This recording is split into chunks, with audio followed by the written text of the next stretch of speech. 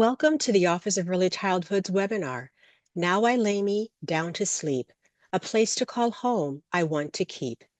Coming together as a community in support of stable housing for children and families. Eloisa, may you please begin by giving instructions on how to access Spanish interpretation?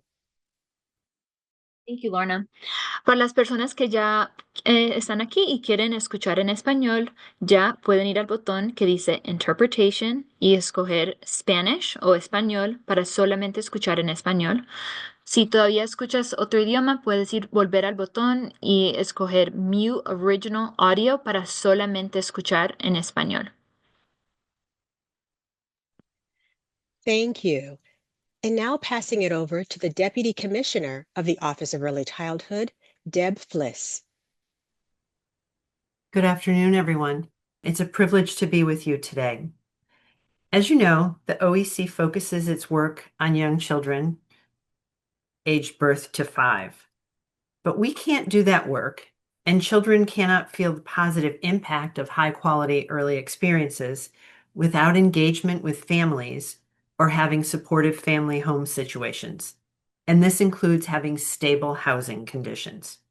Today's webinar, Now I Lay Me Down to Sleep, a place to call home I want to keep, will include a keynote and 6 panelists who will share their perspectives on family homelessness, services that are available and where there are gaps, and stories and information to highlight impact. According to the 2024 State of Connecticut annual point-in-time count of individuals and families experiencing homelessness, this is a federally required count taken at the end of the month of January, Connecticut experienced a 13% increase in the number of persons experiencing homelessness from 2023 to 2024, the last time the count was published. This includes people in emergency shelters, transitional housing, and safe havens, as well as those who are unsheltered in places not intended to serve as housing, such as cars or on the street. On January 23, 2024, the night of the annual count, there were 3,410 sheltered and unsheltered persons experiencing homelessness. The count of families with children increased from 310 households in 2023 to 362 households in 2024. These households include 1,108 people, including 677 children.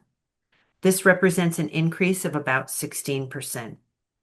These children and families need our expertise and our commitment to supporting their need for stable, permanent housing. Thank you for joining us today on this topic. And finally, if you or someone you know is experiencing a domestic circumstance that makes you feel unsafe, or if you are unhoused and need help, please reach out.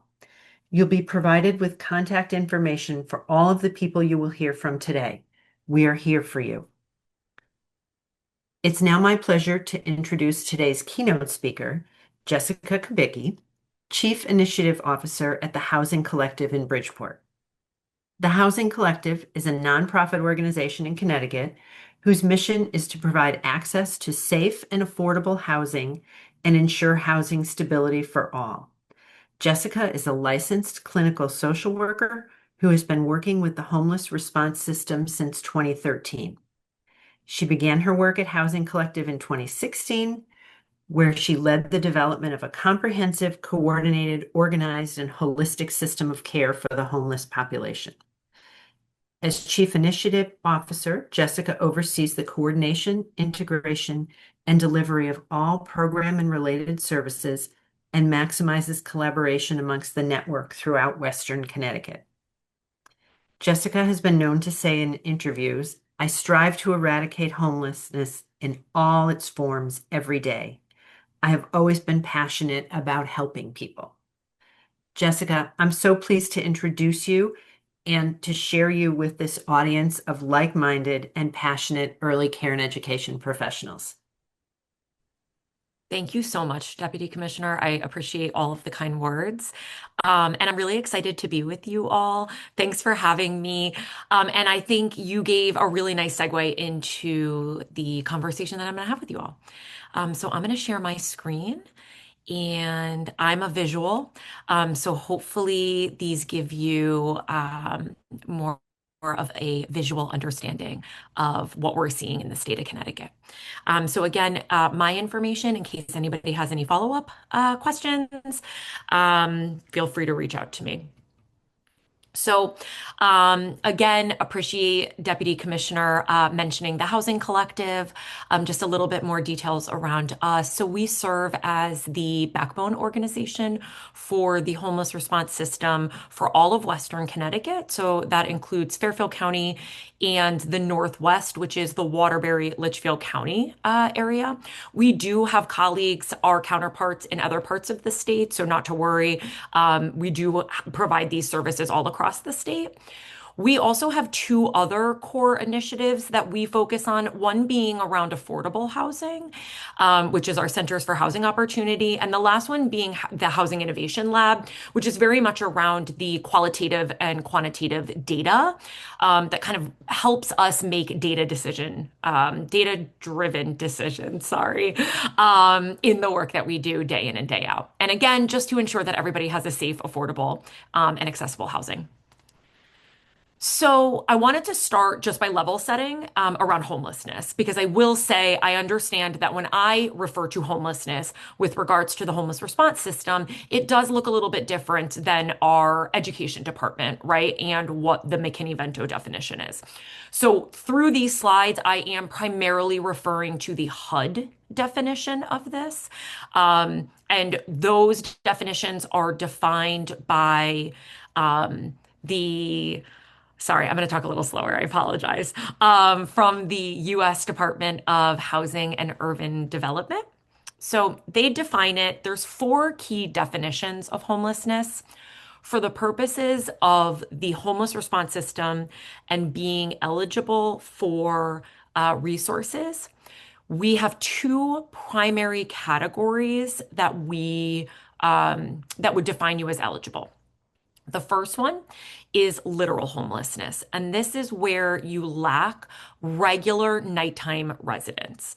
So a lot of times that refers to someone who is on the streets, in a car, in abandoned building, emergency shelters, anyone that is exiting institutions. So that could be hospital, jail, a mental health institution, anything like that. And it's within a certain window. And then the last within that is those that are fleeing domestic violence. The other eligibility criteria is those that are at imminent risk.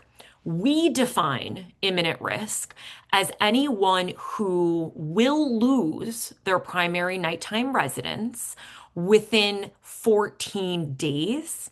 For the state of Connecticut, families, those with minor children, are the only ones that are within 14 days. Every other subpopulation is within 5 days.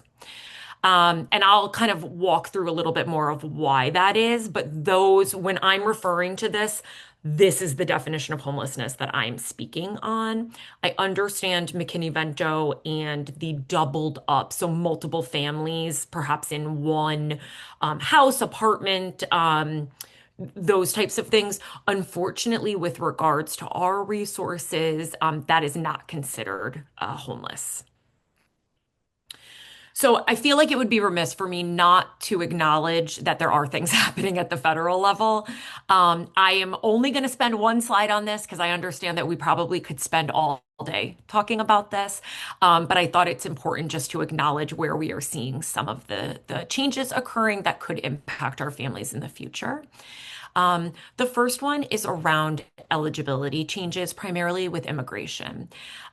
So if there are any families who do not have American citizenship, they cannot access federally funded housing programs. And one area to note that is rumored to be at risk is the mixed status families or a mixed household, that is a family where one or more members of the household are citizens, and then one or more of the households are not citizens. A lot of our housing authorities offer housing that way. There is conversations around all of those households being terminated. That has not happened yet, thankfully, but that does continue to be at risk. Um, Another area that we are seeing is criminalization of homelessness. So if we have families that are unsheltered, living in their cars, anything of that, there are certain communities, although not a ton in Connecticut compared to some of our other states across the US, but there are some communities that municipalities have unfortunately leaned in that direction. So we have seen a little bit of an increase in that. Um, we do not have confirmation of this yet, but there is a pretty significant risk, excuse me, of the reduction of permanent supportive housing. And that is directly funded from HUD. And just to give context, Fairfield County, there's two continuums of care in the state. One is Fairfield County, and the other one, CT Boss, is the whole rest of the state. Those percentages that you're seeing is the percentage of permanent supportive housing within the entire HUD portfolio that we have. So for example, it's, about 60% of Fairfield County's HUD dollars, which is $26 million, goes to permanent housing. And right now we are potentially looking at that being decreased by half, up to 30% is what we are hearing. And so what does that mean on the ground? It means that probably half, maybe more, of households that are in permanent housing and could be in permanent housing for years are at risk of losing their housing. That's a big issue, obviously. And then the last that we're hearing is the 2-year time limits on permanent subsidies. So again, what that means is households that are accessing permanent subsidies, they're no longer for the length of your eligibility, right? For some households, that could be their life. They're now looking at 2 years, and ideally assuming that every household then would be able to live independently on their own. And I think just based on the data that I'm going to share with you in a second, I think we can all agree that probably won't happen, unfortunately. So let's talk about the state. The deputy commissioner obviously talked about this. This is just showing you a breakdown across our state of Connecticut around the total sheltered and unsheltered. The biggest increase that we saw between 24 and 25 is this unsheltered number. We saw a 45% increase in our unsheltered in the last 12 months from last year's PIT. And I'm going to talk to you in a second about why that happened. But let's talk about subpopulations. So the deputy commissioner actually mentioned that family homelessness did increase from 2023 to 2024. We did see, though, an 8% decrease from 24 to 25 of those households with one adult and one child, at least one child, right? The red highlighted is kind of more pertaining to our conversation. Obviously, I also put in our seniors and individual households or households without children. The other thing to note, while the unaccompanied parenting youth, so even though we saw family homelessness decrease 8%, we saw a 34% increase in parenting youth. So what that means is any household where the head of household is 18 to 24. And so, but a decrease in the 16% of unaccompanied youth. So that's single youth, just to give the differentiation between that. And I'm going to talk about my assumptions as to why in a second. What are some of the trends that we're seeing? So, in the homeless response system, we have seen a pretty significant increase in where the minor children have disabilities. whether those disabilities are physical, mental health, um, but we are seeing that. And as a result, there's challenges where the head of household or the parent or whoever is with that child ends up not being able to work full time because of a caretaking role. And then as you can imagine, that impacts the affordability piece for them in their community. We're also seeing larger size families. We have seen quite a large increase in single parents with multiple children. And I'm not talking two or three, I'm talking six. I'm talking families comprised of 8 and 9, where the reality is they safely need to be put in 4 and 5 bedroom units, which as I'm assuming maybe some of you know, are not as accessible as a 2 or 3 bedroom.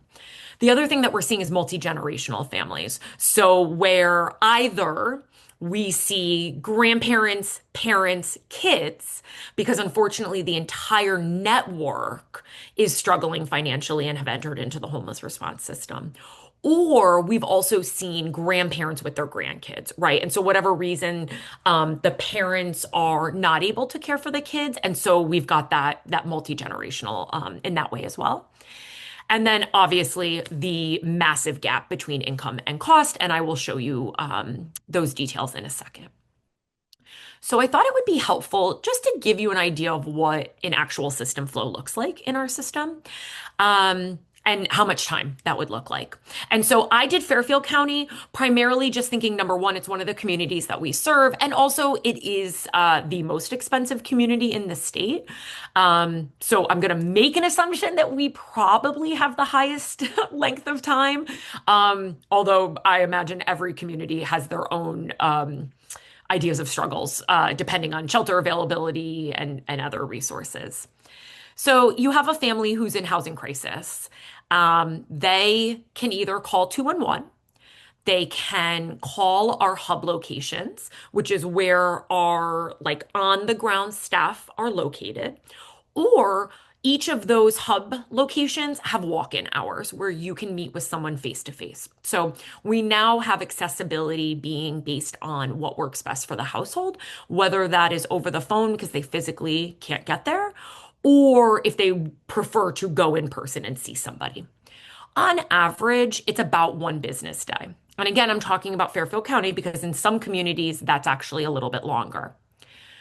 So like I mentioned, right, a statewide average is about 2 to 3 days. There are some communities though that are out 7 days, depending. So inevitably what that means is I'm getting evicted on Saturday, and it is Thursday. I call today. I'm not getting an appointment until next Thursday, potentially, if I'm in one of those communities. We've missed the mark, right? It's too far out, and we know that. And so you've connected with our staff, right? And if we are unable to divert you, which means help you in some capacity self-resolve so you don't have to enter into our system, you're added to the shelter wait list. Thankfully for families, this is not the case for individuals. The average length of time for an individual is 58 days that they sit in whatever unsheltered situation they are in until they get into shelter. Families, we have what's called family triage space, where a family can be offered emergency overflow space pretty much immediately. The only community that does not have that across the state is the Northwest, which is our Waterbury, Litchfield County area. Every other part of the state has some form of overflow. So really what that means is if a family calls or they show up at a hub, they can be offered that overflow for that night. Here's where the challenge comes in. In some communities, that may not be as accessible as that family needs. So for Fairfield County, that is located in one of our Stamford shelters. The challenge that we see is if we have a Bridgeport family and they work in Bridgeport, resources are in Bridgeport, they don't have transportation, whatever the case may be, going from Bridgeport to Stamford every single day may not feel feasible. So we have something to offer. It just may not be the most ideal, right? And that could be the case in other communities. Ideally, though, within about a 2-week time frame, a family shelter will open up and we pull directly from triage. So that situation would be more temporary. The average length of stay, so this is just average. Please keep in mind some are longer, some are shorter. In Fairfield County is 158 days. That's if they need some amount of assistance or resource through the CAN, through the homeless response system.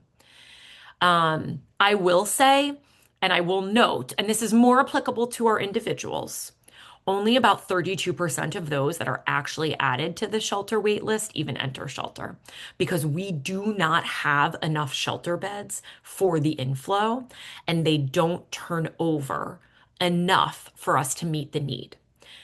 Families, the challenge is the turnover can be long, which ends up being that people may end up waiting for shelter beds and in those triage spaces much longer. But you go into shelter, right? And you stay for that 158 days. Then you're looking at hopefully exiting into permanent housing. Shelters have a 56% exit to permanent destinations. You might be asking why. Unfortunately, and again, this is and can be all populations, right? People go into shelter and for whatever reason, it may not be appropriate for them. It could be triggering. They leave. They go back to their unsheltered situation because to them, that may feel better than sitting in a shelter. They may end up in an institution. There's lots of, unfortunately, things that happen along the way. So you're seeing a little bit more than half exiting successfully. What that means, though, is on average, you're looking at about 174 days from the day that you've reached out to our system to exiting with a resource. And that's kind of our on the shorter side, right? And I promise I will not be negative this whole time. I'm going to give some more positive things in a second. I just am trying to share what's going on. And so you're probably wondering why. Why aren't people exiting positively? Why aren't we seeing the success of people? And so much of that is because of the housing shortage and the rent crises. So what you're looking at, I'm going to kind of walk you through this. This is from 2020 to 2025, we have seen across the state of Connecticut, so it does vary depending on what part of the state you're in, a 44.7% increase in rents. And you're also seeing the trend of this, right? So that's what this is right here. The challenge is people's income, benefits, and everything else has not matched that massive increase. And so I do want to change the narrative, though, around who comes into our system. Because more than half of the people that come into the homeless response system have income. I think, unfortunately, we still have this notion of those coming in being those that are drug addicts, manipulating systems. What are the other things you've heard? I did read one study nationally that like all homeless people are sex offenders. None of this is true, right? But that's the narrative that's being played. And so I feel like as the Housing Collective, we've been really trying to change that narrative and demonstrate who's actually coming in. It is the single parent with multiple kids. It is a family with 2 kids that both parents are working minimum wage. It is the seniors that are coming in and are on fixed income. So on average, for our homeless response system, earned income is $1,534. That may sound, oh, it's not bad, right? Maybe, I don't know. Except for the fact that you are now looking at, now granted, this is Fairfield County, but you will see the 2025 fair market rent and what it's going up to for 2026. How is anybody in Fairfield County, including Bridgeport now, going to afford a 1-bedroom if you're making $1,534? You're automatically not. You're $600 short every month. And so this is automatically the issue that we have in our system. The other thing I just want to note, because I think this is part of the issue that we are seeing, the Housing Collective conducted a survey in 2024 with frontline staff, and we did it in Western Connecticut. And 23% of everyone that filled that out, now keep in mind, frontline staff again, they reported being housing unstable or homeless. That means almost a quarter of all of the staff that are doing the work day in and day out and really helping the community are also accessing the services that they're providing. And so we as a state, as a nation, we have a big problem going on, right? And we are not seeing this gap closing in. And so as a result, this is why, I'm just going to go back to this for a second. This is why the shelter length of stay is so long, because people can't exit. They can't exit because they can't find housing. They can't find housing because nothing's affordable, or we don't have the housing resources that we used to have, right? And so it's that domino effect that's impacting our community. So let me talk about success though, because I definitely don't want to be negative in any of this. There's a lot of great things that have happened, and still continue to happen. The first is flex funding or diversion. So I know I referenced this before. Again, diversion is kind of the term that we use. It's creative problem solving. I know in the McKinney-Vento definition, having families doubled up is not the most ideal. And I completely understand that. With our system, though, having families in shelter is even worse, or having families with children in cars is worse, right? And so for us, we really do look at, is there family or friends that you can stay with? Can we assist you in that being part of your solution so that you do not have to come into our system? And for the state, the average $2,500 for per household, right? On average, that a family needs to not enter into shelter or literal homelessness. That is incredibly cheaper than going into shelter or any other type of institution that we would provide. And for our diversion, almost half of that funding goes to families.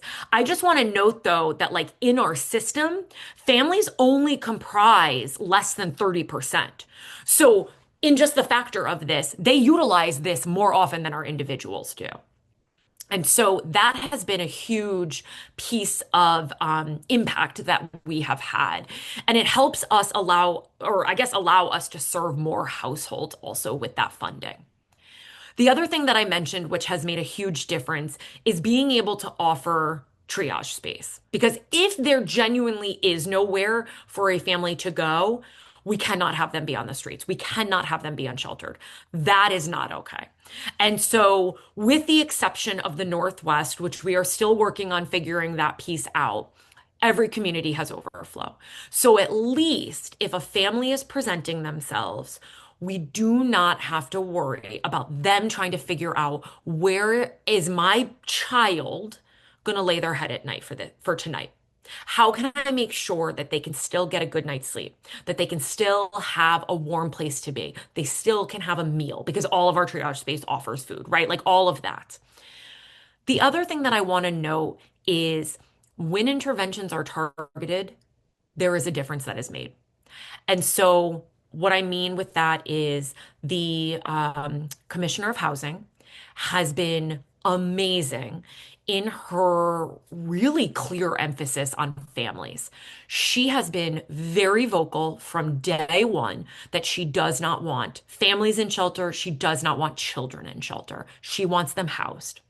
And so in 2 different years, and again, it was during COVID, right, when obviously resources were very plentiful at the time, but we had targeted resources to families.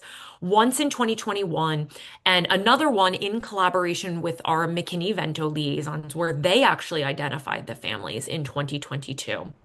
And so that makes an impact in not only your system flow, obviously, but keeping families stably housed. Because again, we're getting to this point where families, it's all coming down to affordability because 2, 3, 4 bedrooms, I'm not even getting to 5 bedrooms, are not affordable for households, even if the households are working a full-time job, 2 jobs. Both head of households are working jobs, right? It's just not feasible. And so those targeted interventions have made a huge difference. The other thing that I want to note is prevention. Prevention is huge with families. Now, while on the homeless response side, we have not had a very targeted homeless prevention program statewide, with the exception of the homeless prevention program, which was through the Department of Housing from 2020 to 2022. That made a huge impact. There are other interventions that are still in place, Head Start on Housing, which I know we have amazing panelists that are going to probably give way more details into that. So I would never do it justice. So I'm not going to talk details on that. But that is an area of prevention. That means that all of those families are being targeted. We never even see them. And that's a huge step when addressing families. And so I hope I'm not leaving you with total negativity because there is a lot of great things happening. And I think as much as we are feeling the pressure and the negativity and the frustration around numbers increasing and seeing families in need and living paycheck to paycheck, there are opportunities. And so the other thing I will say is, and I imagine you probably understand this and see this, but the answer is housing. Everyone deserves housing. Housing is a basic human right. And why we live in a country where that is not a common statement is very frustrating. And so if anybody feels really comfortable and wants to continue advocating for that, there are lots of ways that you can have your voice shared. In helping try to get the development of affordable housing, set-asides of housing. Yeah, it's slow and steady, but it makes a difference. So I just want to thank you guys so much for having me, and I appreciate being a part of this. Jessica, we appreciate you. Thank you so very much for your words, your information, as real and as candid as it was. We needed to hear that. Thank you. But also, thank you so much also for sharing words of inspiration and solutions, ways that we can work together. So thank you, thank you, thank you, thank you. And I'm really taken by your words of saying and reminding us that housing is a human right. Absolutely. Housing is a human right. So thank you very much, Jessica. And with that, you can see the reaction of those attendees as well. Thank you, thank you. And with that is now the honor for me to pass the microphone over to another wonderful teammate, Jen Jones. Jen Jones is an education consultant at the Connecticut Office of Early Childhood who very much embodies this work, supports this work from way back when. And we're looking forward to hearing her words as she introduces additional meaningful words to us. Jen, thank you so very much. Thank you, Lorna. Good afternoon, everyone. As Lorna said, I'm Jennifer Jones. I'm an ed consultant in our ECE division here at the Office of Early Childhood. I work on several different initiatives here at OEC, but my work supporting our Head Start families experiencing homelessness through, as Jessica mentioned, our Head Start on Housing program is by far the most special and important part of my work here at the Office of Early Childhood. Head Start on Housing is our first in the nation program that provides Section 8 housing vouchers directly to Connecticut Head Start families experiencing housing insecurity. I'm excited to introduce our video vignette from Megan Gonzalez, a Head Start mom whose family received a voucher for safe, secure housing through our Head Start on Housing program. Megan and her husband Donald's personal story of struggle and triumph highlights the critical role Head Start plays in our Connecticut communities and the lasting impact that Head Start on Housing has for our families and children. Without further ado, I present to you Megan's story. My name is Megan. I have 4 kids, 2 boys, 2 girls. My boys are my oldest, ages 9, 8. And my girls are 6 and 2, going on 3. We have gotten to this point from about from me being homeless for 5 years with my children up until we received stable housing through LULAC, of which we opened up to them and let them know what was going on with us financially and just our housing situation. And, you know, thanks to Janek and everybody at LULAC, they put our voice out there, which we felt like we weren't being heard. And they spoke for us, and we got to this point of going on almost 4 years in my apartment now.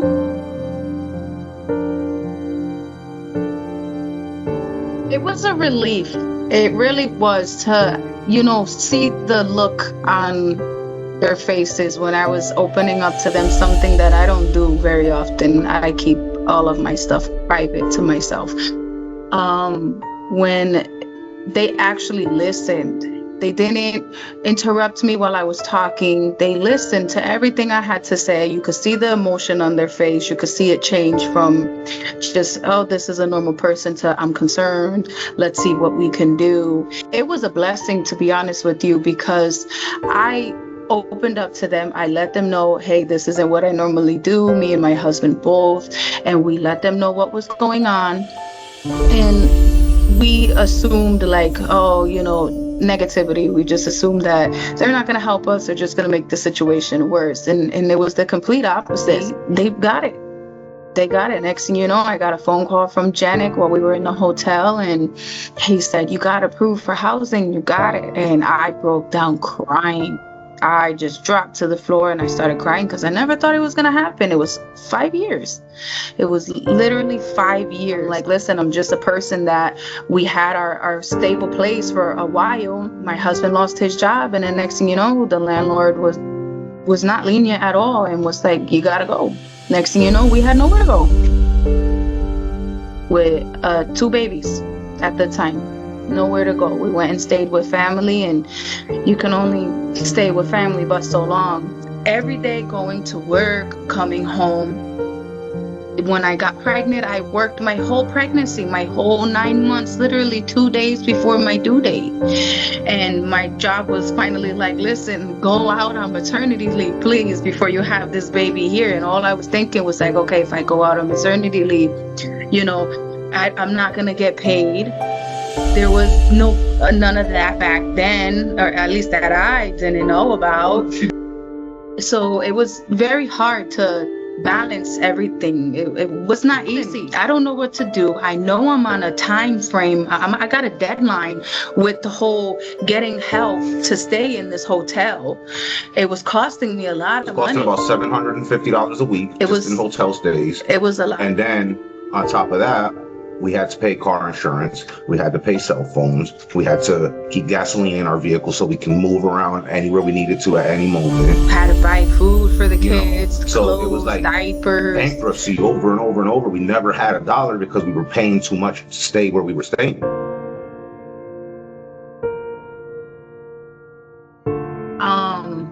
I think the best part about it, my kids were still little young, you know, they were young. So they just understood the whole, oh, we're going home. And they assumed it was the hotel because that's where we always went, hotel. If it wasn't one hotel, it was another. So when we came here to sign the lease and all of that, my kids were like, oh, mommy, are we going to stay here and then go somewhere else? I was like, no, baby, this is home. This is home. And they were like, this is our home? And I said, yeah. So I think the best part was every day when we had to like step out, bring the kids to school and come home, it felt so good to not have someone knock on the door and say, check out is in an hour, you know, and then you're mentally trying to prepare yourself on where are you going to go with 3 kids, with 3 little kids, you know, you didn't want to lose them and it's cold outside. What are we going to do? So to go from the hotels to home, permanent home, it was nice, but it took my kids a while. And I mean, so it took us a while too, because, you know, in the beginning, it's like, are we going to come home and find a piece of paper under the door or something?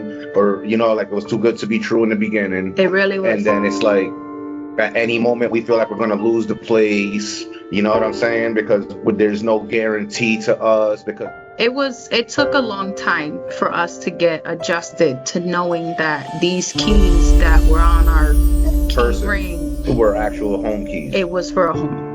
It took a long time mentally for us, for all of us. I'm going to talk for all of us. My kids were still surprised that we were still coming back to the same place.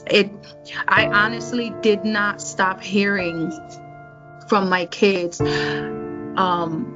are we going somewhere else? Are we going back to the hotels? Is this ours? Like, is this our home? For about maybe 2 months, 3 months, every single day.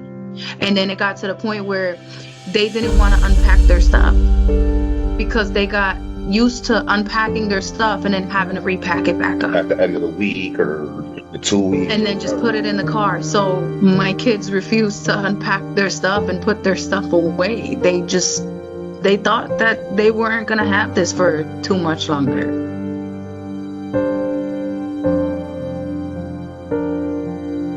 Look at it like a jungle gym. They just nonstop running and playing and chasing each other and no worries. Oh, we're gonna go somewhere. Where are we going? I don't want to go anywhere. I want to stay home. Is what you get out of that. I'd rather stay in my room. I'm like, okay. Advice that I want to give is just never stop. Don't stop. Put your voice out there. Don't give up. Don't keep it to yourself. And just as much as we all want to be private because what's going on in our personal lives is nobody's business, which is true, which it shouldn't take for somebody to really open up about personal stuff like that and, have it on their mind. Did I just risk it all? Did I just risk my future, my children's future to give up? As much as I wanted to, I refused to give up. Every night I went and laid down next to my kids and I saw their faces, little baby faces, and I said, I can't give up. So just don't stop. Keep your voice going. Run your mouth as much as you can until you get tired where you need to take a nap, wake up, energize yourself, and keep going at it. Pretty sure they still have memories of it. I know they do because sometimes they mention things here and there. That's a scar that I can't cover up for them, as much as I would love to, and I can't. So parents should not have to be able to say, well, we went through all of these steps. We went through all of living from this place, jumping from couch to couch with our family, being put down, negative words from everybody, all because they didn't know what it feels like to be homeless. Judgment when they had no idea why we were homeless or nothing like that. It does happen we where ended up homeless because I lost my job and we got evicted that same week that I lost my job. Yep. Until we felt like we couldn't deal with it anymore. We finally opened up to the school. It was one of those moments where we were letting the school know that because of our situation, we were going to pull our kids from the school because we couldn't afford to pay daycare either. Daycare was not free. We're homeless, yes, but we did not sleep in the street at any point. Never once. At any point did we sleep in the street. We hoteled it and hoteled it and hoteled it until we couldn't hotel it anymore. As much as we could until we couldn't anymore. And it was getting to the point where we weren't even sure if we were going to stay together. You know what I'm saying? Like, it was like, do we separate and we figure it out for ourselves? What's going to happen? What's going to, and I couldn't do that. I couldn't walk away from them either, I was actually turned down by a few places because I was married, legally married. We've been married for 12 years. Mm-hmm. We've been together for 14 years. And because I was legally married, I was turned down from shelters. And nobody wanted to help us as a family. They wanted to either help her or no one at all. I didn't want somebody to come in there and take my children. My children. These are my children that I had with this man. not. These are my children. I'm providing for these kids since day one when they were born. Stuff happens. People lose their jobs. People lose their homes. There should always be a plan A, B, C, D, E, F, G down the whole alphabet until you run out of the alphabet and say, okay, this is the final straw. You shouldn't just judge somebody right off the rip. You shouldn't do that. People are losing jobs left and right. People that were living their daily lives and without a care in the world, because that's how they've been living for many years, all of a sudden go to work and they have no job. And now who's going to pay their bills? Who's going to pay their mortgages, their rents, car payments? Next thing you know, their car's getting repoed. A kid is sick. They can't afford to take care of the kid medicine-wise. You should just be heard because you are a human being. Listen to us. It wasn't easy like that for us. And I made sure my kids had food every day. Every day. It was not easy. It was not easy. Like I said, that's something that's gonna be with me for the rest of my life. A scar that I have burned in, that it will never be covered up. I will always have that. I will always, every day I come home, I still open up my door and look down because I don't want to see no papers on my floors. I put a smile on my face for my kids because I didn't want my kids to worry. I did what I could to keep them happy and try to keep them, not fazed by what's going on around everything. Me and my husband didn't speak until after the kids went to bed. We tried to keep and that's when we would break down. We tried to keep it hidden as best as possible from them, just make them not realize what's really going on and all that stuff. You know what I'm saying? Oh, we're gonna go stay with this one for a little while, we're gonna go stay with that one for a little while. Eventually everything's gonna be okay though. We're gonna have our own place somewhere, we're gonna have somewhere to sleep, everything. Blessing. We gained everything. We've gained our sanity back. We've gained our own, I don't know, I don't even know how to explain it. We've gained our heartbeat back. It's beating normal now. It's not beating like it's gonna fall out of our chest or like as if it's just gonna stop on us forever. We've gained it back. We've gained back the peace of just knowing this is ours. This is ours. Seeing the smile on my kid's face. We've gained our self-respect. We respect ourselves a lot more for having gone through what we went through and struggled the way that we did and never turn to the negative. Just always appreciate the little things you have. We like I said, we gained a lot. My kids have their own beds to sleep in now. They have their own room. So it's like I said, just never stop talking. Keep talking.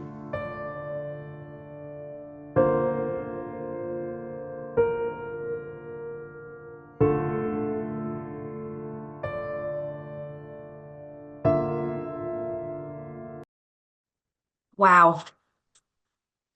Very powerful words from Megan and Donald.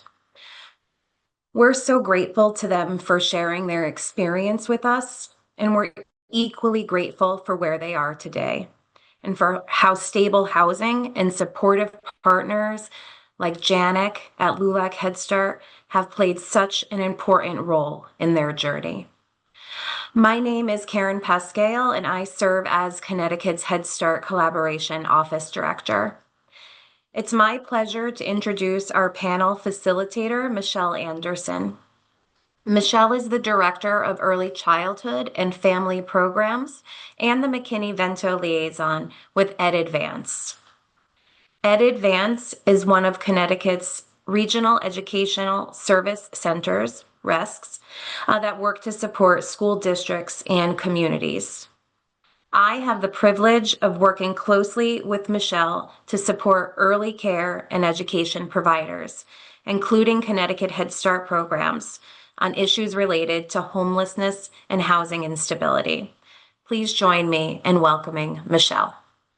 Thank you, Karen, and thank you to all the speakers that went before me. So appreciative to all the speakers, and I was going to say wow to Megan. Your story was amazing. It sheds light on a situation that unfortunately is all too common. And Jessica, wow to you as well. The data that you provided, also Deputy Commissioner Bliss, that all the data that was just so important to highlight this issue. We are going to have a panel today that is going to really give us a perspective of some state perspective, but also boots on the ground. And that is so important because on a day-to-day basis, many of us who are in community agencies, nonprofits, we are interfacing with these families coming to us with homelessness, just like that beautiful story, how this mom and dad interfaced with Janik and LULAC Head Start, and that's what came about it. So we have a dynamic panel that has a lot of boots on the ground individuals that really work hard and are passionate on this issue. And I was on the planning committee for this this webinar, and these names just kind of rolled off our tongue because we hear of the good work that they all do. So we have the pleasure to be joined today by attorney Kelsey Bannon, housing unit staff attorney at Greater Hartford Legal Aid. Welcome. Dr. Monette Ferguson, executive director at the Alliance for Community Empowerment. Welcome. Dr. Shantae Hanks, we're so pleased to have you here. She's Senior Advisor to the Commissioner of the Department on Housing. Jessica Kubicki is joining us again on our panel. Thank you, Jessica, for agreeing to be part of this from the Housing Collective. Jennifer Lopez, Director of Advocacy Programs at Interval House. Thank you. And Megan Scanlon, President of and CEO at the Connecticut Coalition Against Domestic Violence. You will see that everyone represents a broad array of different service sectors that interface with families. So we're going to get to ask some questions today, and everyone's going to answer from the perspective of their agency. So I'm just going to kind of go around, and I will kind of use my Zoom screen to kind of say who could go first. But the first question is, at your agency, are you seeing an increase in family homelessness? I'm going to say, based on the data and the stories that we're hearing, that answer could be yes. And if so, how are you approaching this issue in your work with families? We all work in different ways with families. So what is your agency's main role in that work? I am going to start with, I do see Dr. Monette Ferguson first, and I'm going to start with you. Good afternoon, and thank you for having me. I would have to say a resounding yes to the uptick and increase in families that we see. I think Jessica, during her wonderful remarks earlier, her keynote really highlighted the reasons and the numbers around that uptake. I have to definitely say Alliance approaches the fix for this issue through partnerships. We have tremendous partnerships from the federal to the state to the local level. Folks on this very call are locked in arms with Alliance to ensure that our families in our early childhood programs and beyond, all the families that we touch, have access and opportunity to resources to help evolve out of poverty. I love the quote about housing being a human right. And how could you deny that of anyone, especially children who didn't ask to be here, right? So it is Alliance's responsibility, and we take pride in connecting all of our families to resources that can help them evolve out of these situations. The video, I think, highlighted such pride for me and the work that I do. It reminded me of why I show up every single day. So I hope I answered your question, and I leave it to the rest of my peers to fill in the blanks. Thank you. Thank you, and you certainly did. Thank you. Attorney Bannon, would you like to add? Yes, thank you. Yeah, my heart is still pounding after that story from Megan. I defend tenants in eviction cases, so I see them as they're like approaching that moment and fighting, to avoid it. And I know families who have been homeless for a period of time after our representation ended, and I don't know, she was very powerful. That was incredibly powerful. But I think the question is, have we seen an increase? And we're always seeing families right on the verge of homelessness, and that's always been true. That's borne out in our data. But how are we handling it? How are we approaching that issue in our office? And we're all trained to provide trauma-informed advocacy. How can we make sure that this family who's being faced with losing so much stability, and they know better than I do, like what that is going to cause in their family, the impact that it's going to have on their kids' schooling and their ability to make it to their doctor's appointments, their ability to make it to work.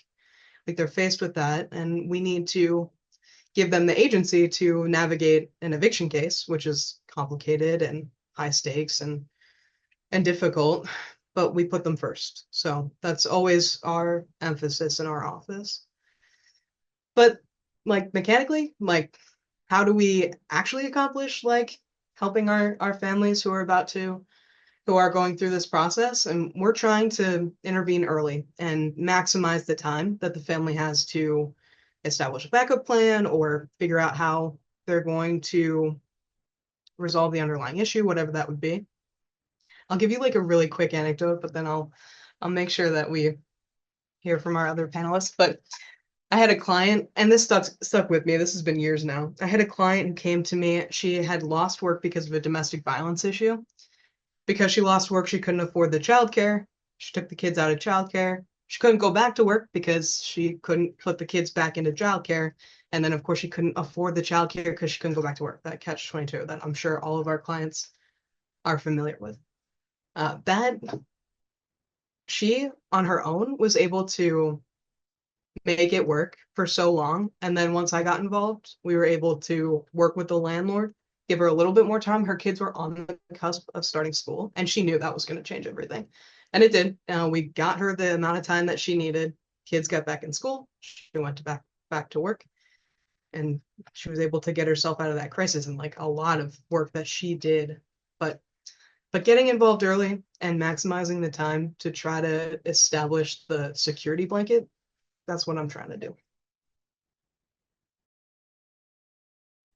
Thank you. And it's so important to have the legal aid and that perspective. So thank you so much. Dr. Hanks. Good afternoon. I made it just in time. Was double booked, but I was able to make it just in time for the panel discussion. I have seen Megan's video, so I completely understand how it pulled at many folks' heartstrings because it's just a true depiction of what's happening in our state. So to answer your initial question, yes, we are absolutely seeing a heart-wrenching rise in the number of families facing homelessness. And it's a direct reflection of what the state data shows. It's a painful reality that when we see our working families in Connecticut and they just can't keep up with the cost of housing, the rising cost of housing, that obviously is not, and you probably reflected on this earlier in the discussion, that it just does not reflect the income that our families are experiencing. So we have so many families that fall in the ALICE category, which is an acronym for asset limited, income constrained, and employed. So what is happening is that we're seeing that we have to, not us, because this is what we do, right? But overall, society has to reimagine the face of homelessness. It's no longer what they think, what they are imagining, someone just living on the street, and that old adage that they choose to, or that it's a mental health issue. Some of those things in terms of mental health and substance abuse and what have you are definitely a part of it. But we are seeing more and more of our families, our children, working families, single parents, it's seniors and caregivers all in the same category. And that is something that we at the Department of Housing, this is what we do. It's just very hard when we're seeing those increasing numbers and not seeing increasing funding and just trying to figure that out is what we've been doing over but what we do, but what we've been doing over the last year in particular, trying to come up with prevention, trying to come up with interventions. Um, During the pandemic, we had Unite CT, and then the second iteration was eviction prevention, and now we're looking at another iteration of that program, which will be rolling out. So as we move into 2026 already, we're looking at ways that we can now circle back, kind of do a pivot, as in with the Head Start and Housing program, and use state funds. We are not relying on federal funds because, as we know, with our current state of affairs, we can't do that. So we're looking at how can we work with our partners, those of us that are on this panel today, to work together to do prevention and interventions for our families. Thank you. And that perspective coming from the state. So it's great that we're partnering all together on this. And Jessica, would you like to add? I know we got to know you in the beginning part, but the strategies working with families. Yeah, I think obviously I could not agree with my fellow panelists, especially Shantae. I feel like you spoke everything I was saying, like so much. The only thing I would just know about the PIT numbers, it's a 1 day count. There's so many variables that come in. So the fact that yes, there was a decrease this year in families. I was actually very surprised by that, to be honest. And I think for every reason every panelist said, but I just really want to note that it's 1 day in the winter. There's a reason that it's that day, right? I just want to note that like what's actually on the ground is what's really happening. And I think Dr. Ferguson and Attorney Kelsey and Dr. Hanks, right? Like they said all of that. So I just want to be really clear that like, yes, I would actually agree that I think we're seeing an increase too. For sure. I just wanted to make that note just in case people weren't familiar with the pick count and why that is such a variable. Thank you. And Jennifer, your perspectives. Thank you, Michelle. I just wanted to know, I work for a domestic violence program called Interval House, and we provide services to all victims of domestic violence and their families. So all my work is really related to domestic violence, and it's dynamic. And I just want to throw something out there that when you're working with victims of domestic violence and homelessness, there's a huge issue with safety. It's not just about getting that apartment. It's about making sure that apartment is safe for those families. And there might be mental health, immigration issues. There might be issues with the children. Children need stability, but they also need a sense of safety. When they're victims of domestic violence, they lose that. They don't know what's going to happen the next day. And being homeless adds to that. We do our best that we can to look at the whole picture and able to meet those needs that victims have. We're lucky that we're able to provide a safe house for victims of domestic violence. That's one of our approaches. Where they're in the safe house, we're able to provide safety planning, resources to community, resources to housing. But again, there's so many dynamics that have to be met and looked at before finding that apartment that might be safe. We also have advocates that can help with restraining orders, advocates that can help in the court. But when you're talking about domestic violence, that sense of safety to us is huge. Not to be melodramatic, but I work with victims on a daily basis, and I've lost 6 families to murder. The common denominator to that was that they were trying to leave their homes, or they have already left. And many victims stay in those abusive relationships because they feel they are going to be homeless. They feel there's nothing out there to help them. And things have changed nowadays. I remember back in the day, and I've been around for a while, that when you came into the safe house, within 2 weeks with a letter from us, you would get Section 8. It was that simple. Fast forward 30 years later, that letter is no longer really viable. There's so many people waiting. That could be a waiting list of 2 or 3 years. A family in danger, in need of immediate housing, that's just really not something that can really help them in that time. Also, back in the day, if you wanted an apartment, it was good enough to have a handshake. Nowadays, criminal background checks, housing checks, There's also, have you ever been evicted? And a lot of victims of domestic violence might have that on their record because of the control and abuse in the relationship. So there's so many different barriers that a victim of domestic violence faces to get into that apartment that we have to be able to work collaboratively in the community to meet those needs. There's a lot of gaps that we're going to talk about later. But I think for us, in my point of view, we know we have staff that's trained. We have resources within the Safe House. We have housing advocates. We have case managers that address those issues. But our goal is to try to meet those needs, looking at safety and making sure that person does not become homeless. Thank you. And I do like that you pointed that out, where the safety part and other factors have to come first before the housing, because as a McKinney-Vento liaison, and I do a lot of work in our entire Northwest corner with McKinney-Vento issues, I have great partnerships with our domestic violence shelters in this area.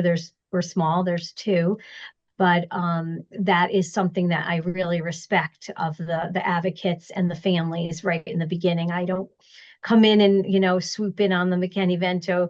I give it a little time. We work collaboratively, and that was a common theme on how we work with families, community, and collaboration. Megan.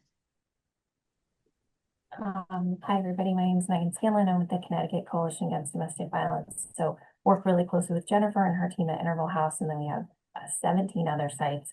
I was just to echo what Jennifer said, Megan's story was super powerful, but I kept thinking about the safety factors from our perspective, because not to say that her situation was easy at all, but it is much less complex than what I think we see statewide when we're trying to manage safety and also regain, a lot of 99% of the individuals that we work with also have financial abuse.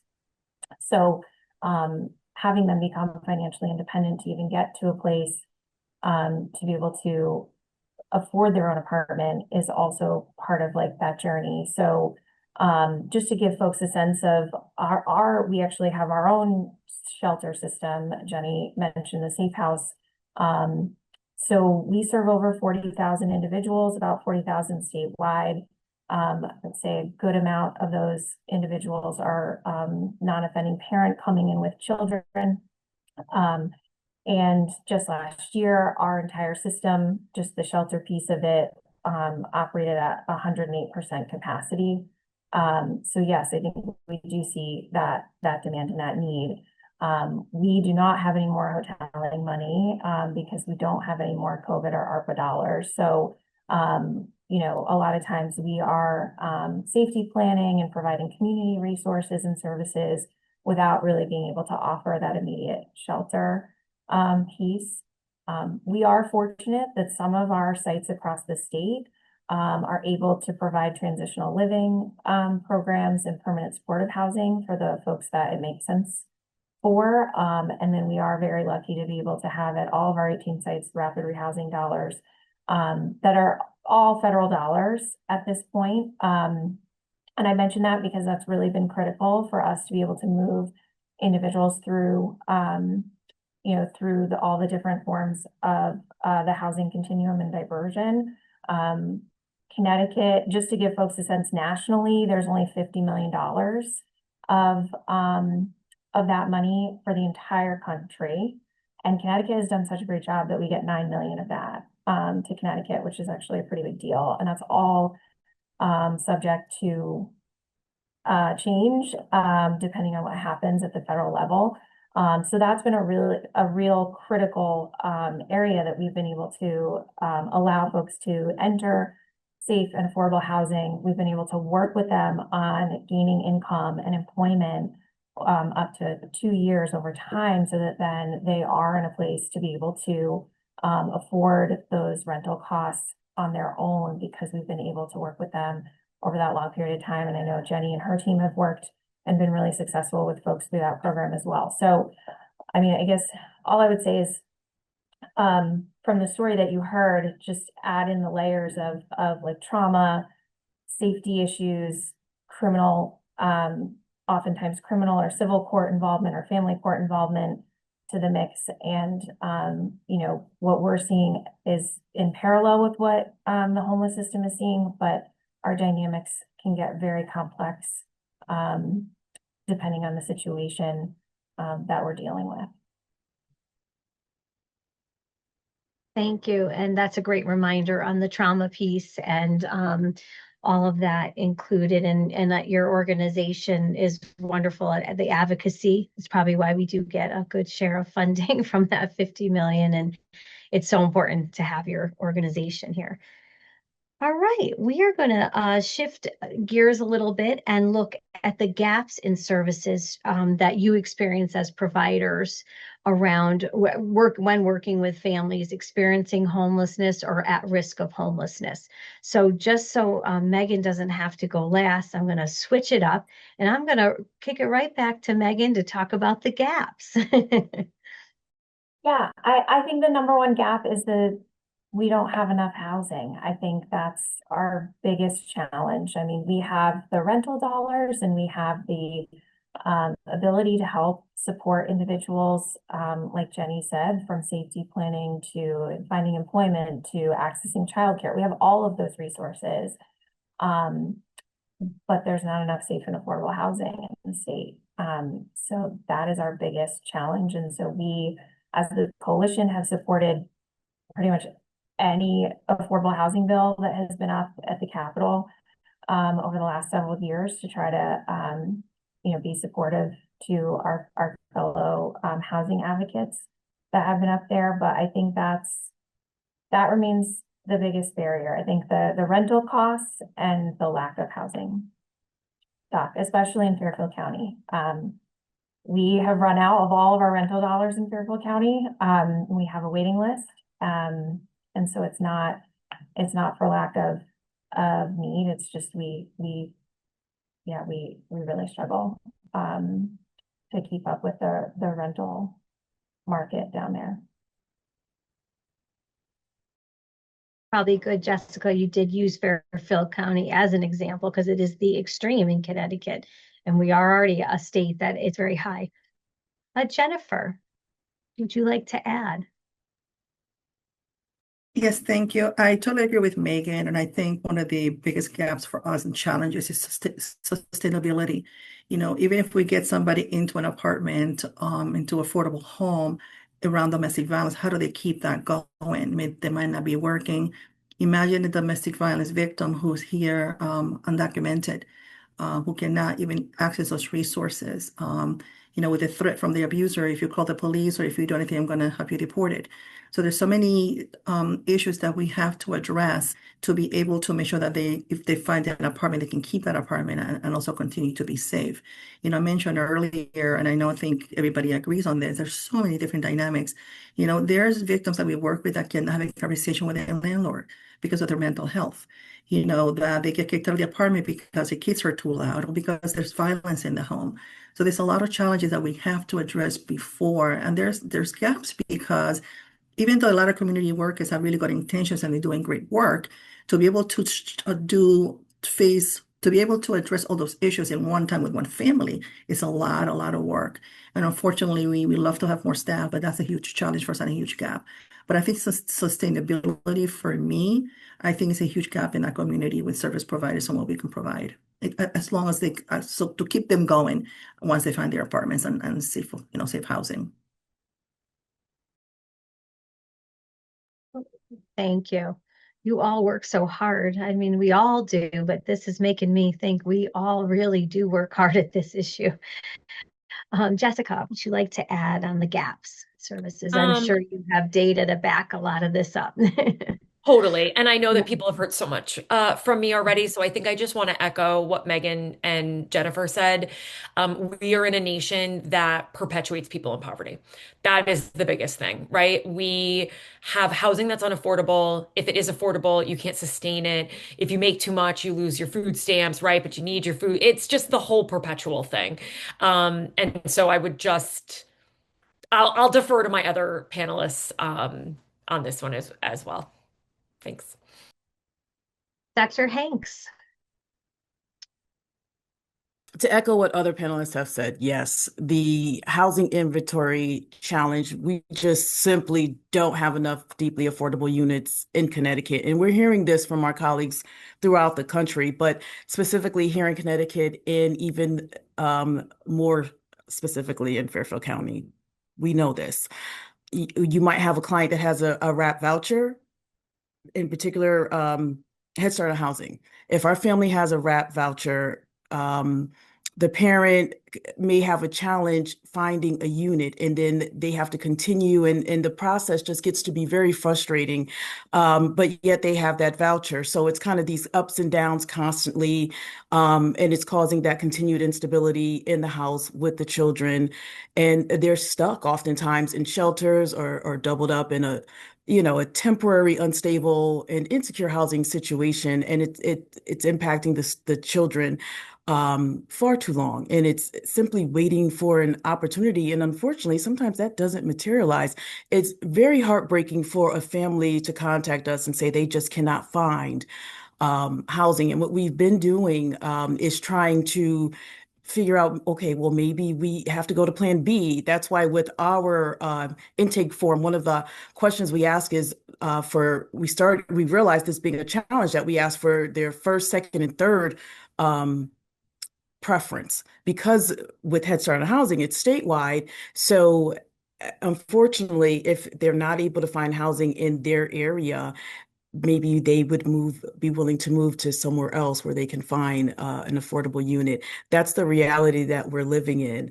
And just reflecting on today's webinar, I mean, now I lay me down to sleep. A place to call home I want to keep is really the heart of what we're talking about. It reminds me that home is sacred. I mean, a home is where safety lives, where peace finds you at the end of the day. And we have so many of our children that do not have just that fundamental need and requirement. And as far as one of the panelists mentioned the staff, the providers, our staffs, case managers, shelter workers, they're all the heart of this and the heart of the can, but the system is under immense strain. The demand for services have soared. That's what we're talking about today. Yet the funding, it's not where we need it to be, and we desperately need more sustained and predictable funding, not what we're experiencing now. I mean, one thing I can say is here in Connecticut, it does give me hope that our governor and our state legislators are taking real steps to make a difference by including RAP, the Rental Assistance Program, in the new state budget. I mean, that does send a clear message that Connecticut is serious about keeping our families housed, but it's not a panacea. It's not a full solution. We understand that, but for Head Start and housing in particular, it will help roughly 50 families. And I know for some that I say this often, that's like winning the lottery.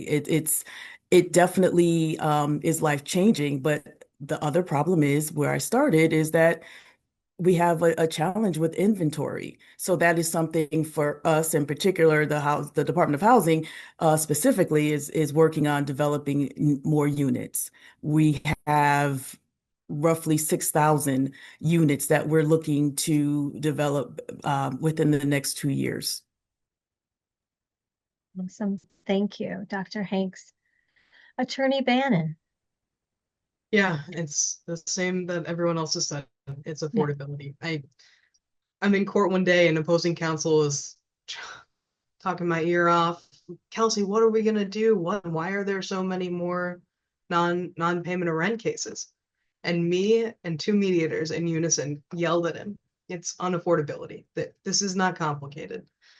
I don't have much to add. I think, it's what we all know, that life, when you're living so close on the margin and life gets in the way. I mean, on Saturday, unless something changes, people are going to lose food stamps and they're going to use their rent money to pay for food. And that's just, you saw it like a mile away.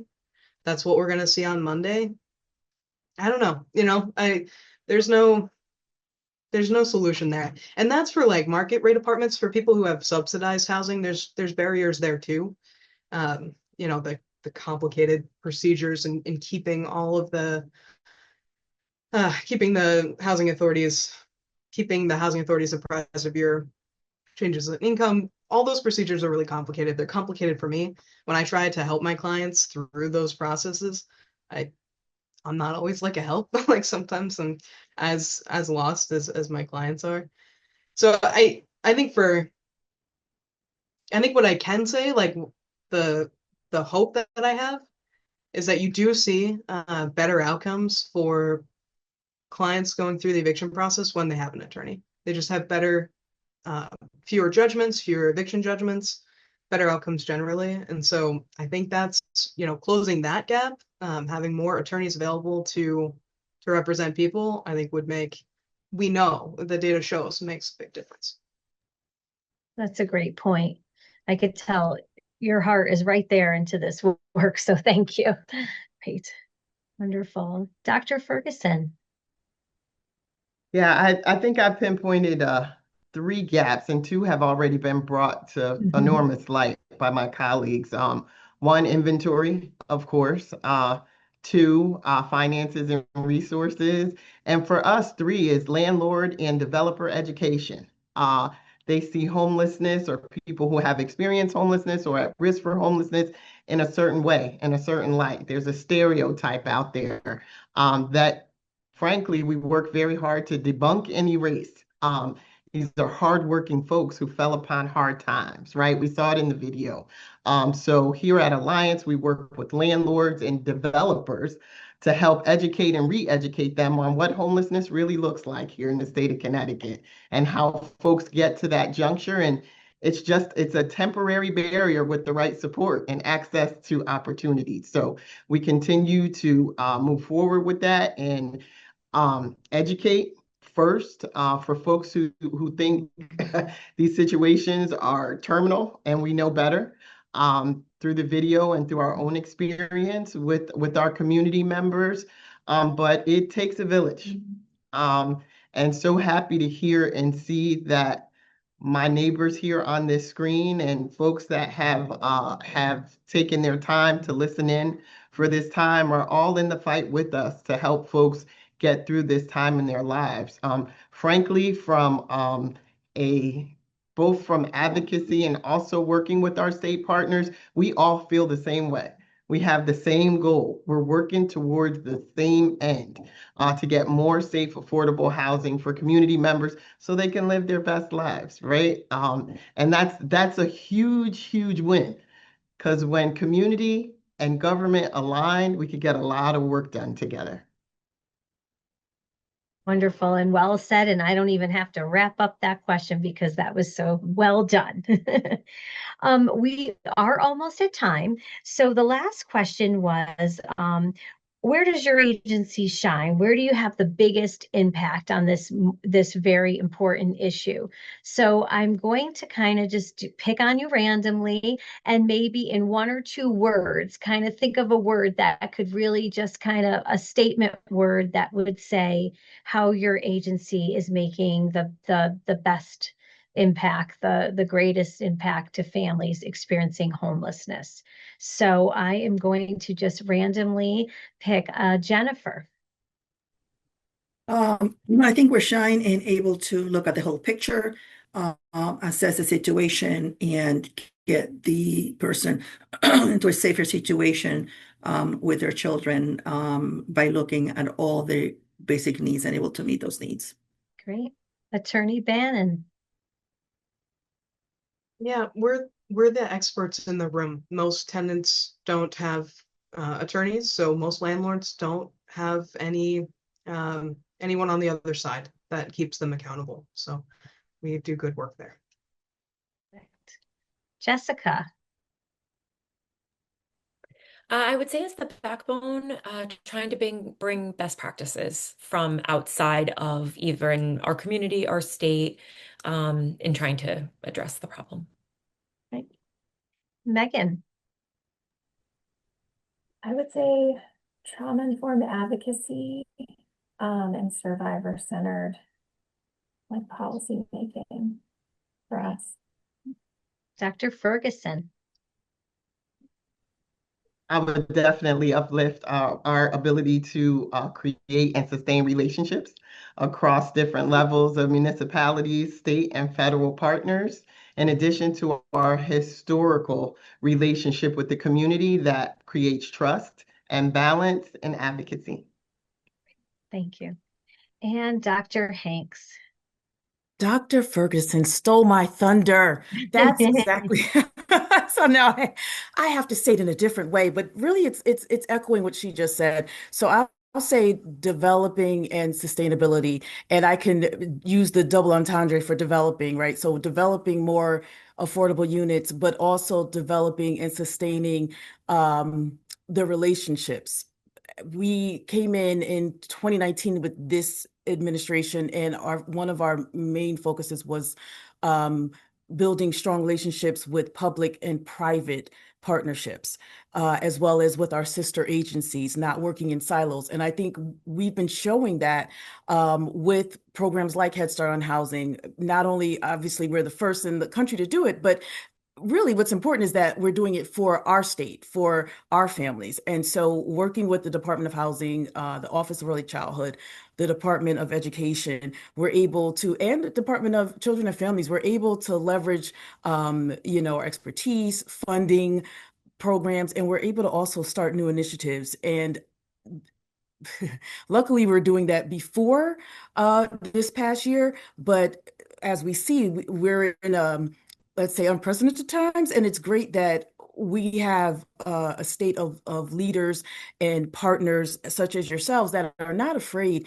to try new things, to do interventions, things that have never been done before, because we're living in a time that, at least during our lifetime, we've never seen this. So I say that, and then looking ahead, I think our goal, it has to be prevention, as I started with, not just reacting when families are in crisis, but building systems that catch them before they fall. And I think that that's what we've been trying to do. And I did mention earlier on that we have now a third iteration from Unite CT to eviction prevention, and now we have Eviction Prevention Fund 2.0.